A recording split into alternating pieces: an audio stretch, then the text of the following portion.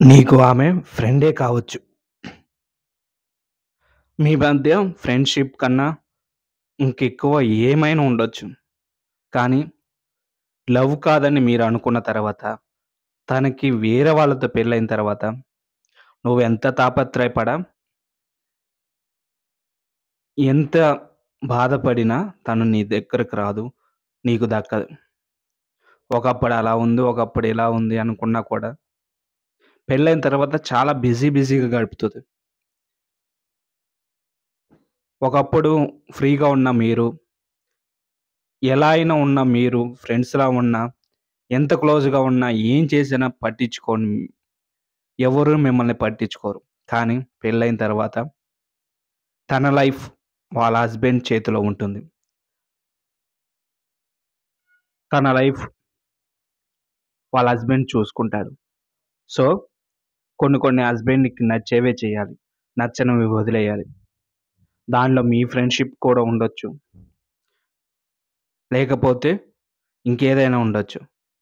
కొంతమంది వాళ్ళతో friendship cut చేయంటే కట్ చేయాల్సిందే. 100 ఏళ్ల జీవితం అతనితో గడపాలి కాబట్టి. పెళ్ళైన తర్వాత పిల్లలతో, హస్బెండ్‌తో బిజీ అవుతుంది. నువ్వు ఎంత తాపత్రయపడ్డా మీది జస్ట్ ఫ్రెండ్‌షిప్పే. రిలేషన్‌షిప్ కాదు. రిలేటివ్స్ కాదు. బ్లడ్ బ్లడ్ రిలేషన్ లేదు. చుట్టాలు కాదు. ఎలాంటి సంబంధం లేదు. కాలం కలిపిన ఫ్రెండ్స్. ఒకరికొకరు తోడుగా ఉన్నారు. ఒకరి బాధ ఒకరు అర్థం చేసుకున్నారు. ఒకరినొకరు ఓదార్చుకున్నారు. ఒకరి లైఫ్ ఒకళ్ళు లీడ్ చేశారు. ఒకరి సక్సెస్‌కి ఒకరు తోడుగా ఉన్నారు. అంతవరకే. ఇంక అంతకు మించి మీకు ఎలాంటి ఫీలింగ్ లేదు. మీ ఫ్యూచర్ గురించి, మీ సక్సెస్ గురించి, మీ గోల్ గురించి ఆలోచించారు. మీ గురించి మీరు ఆలోచించుకోలేదు. అందుకే అందరిలాగా మీకు ఎలాంటి అట్రాక్షన్ అలాంటివేమి లేకుండా ప్యూర్ ఫ్రెండ్‌షిప్ లాగా ఉన్నారు.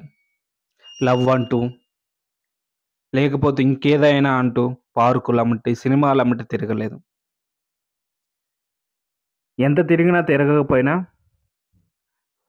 ఒకరికి పెళ్ళైపోయిన తర్వాత ఇప్పుడు లవ్ ఏమో తనతో మాట్లాడకుండా ఉండలేకపోతున్నాను.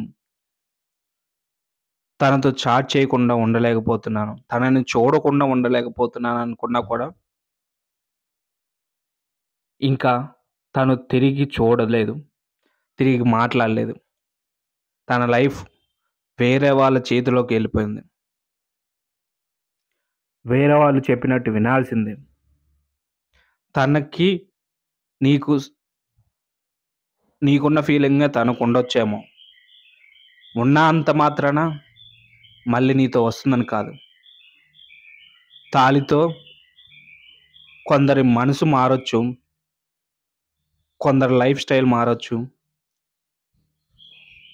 ప్రేమ కూడా పుట్టొచ్చు. అలాంటిది తాళికి అంత శక్తి ఉంది. సో, నువ్వు కూడా మారి నువ్వు పోగొట్టుకున్నది ఇంక తిరిగి రాదు. నీకు రావాల్సింది నువ్వు కోరుకో. నీకు రావాల్సింది నువ్వు దక్కించుకో. అప్పుడు నువ్వు హ్యాపీగా ఉంటావు.